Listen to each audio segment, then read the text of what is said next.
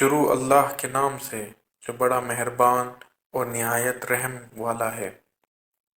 سورہ آل عمران کی آیہ مبارکہ نمبر 26 میں اللہ تعالیٰ ارشاد فرماتا ہے، کہہ دیجئے اے اللہ، اے مملکت ہستی کے مالک، تو جسے چاہے حکومت دیتا ہے اور جس سے چاہے حکومت چھین لیتا ہے، اور تو جسے چاہے عزت دیتا ہے اور جسے چاہے ذلیل کر دیتا ہے۔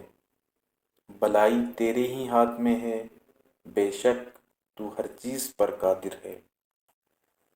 اس آیہ مبارکہ کی تفسیر میں علماء تحریر کرتے ہیں کہ پوری کائنات اللہ تعالیٰ کی قبضۂ قدرت میں ہے۔ ایک طرف سے وہ کائنات کا خالق ہونے کے لحاظ سے سب کا مالک ہے۔ جو کچھ آسمانوں اور زمین میں ہے وہ سب اس کی ملکیت ہے۔ جس طرح اللہ کی قوت تخلیق میں کوئی دوسرا شریک نہیں ہے، اسی طرح اس کی سلطنت، مالکیت اور بادشاہی میں بھی کوئی شریک نہیں ہے۔ دوسری کائنات کی ہر شے اللہ کے فیض کے بغیر ایک لمحے کے لیے بھی اپنا وجود برقرار نہیں رکھ سکتی، لہٰذا کوئی شے اپنی ذات کی مالک نہیں۔ اللہ مالک المالک ہے، یعنی جن چیزوں پر دوسروں کا تصرف ہے ان کا مالک حقیقی اللہ ہی ہے، یعنی اللہ کی مالکیت کسی کی طرف سے نہیں۔ اللہ کل کائنات کا بذات خود مالک ہے۔ اللہ کے علاوہ کوئی بھی ذات خود مالک نہیں ہے، بلکہ اللہ کی طرف سے مالک بنانے پر مالک ہوئے ہیں۔ چونکہ غیر اللہ کی ملکیت اس کی ذاتی نہیں، اسی لیے اس کی ملکیت قابل انتقال ہے۔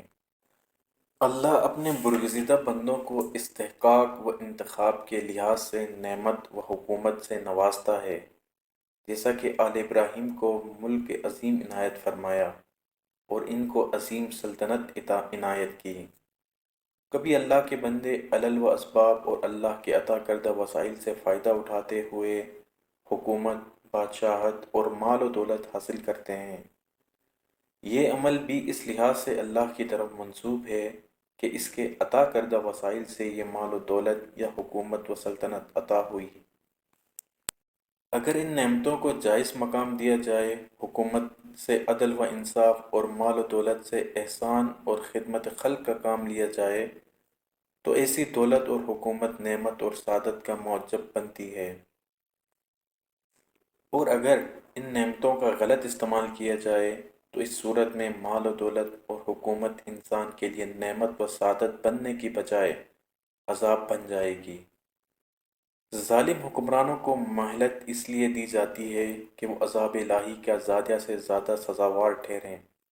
اس صورت میں حکومت و سلطنت ان ظالموں کے لیے ابدی عذاب کا پیش خیمہ بن جاتی ہے۔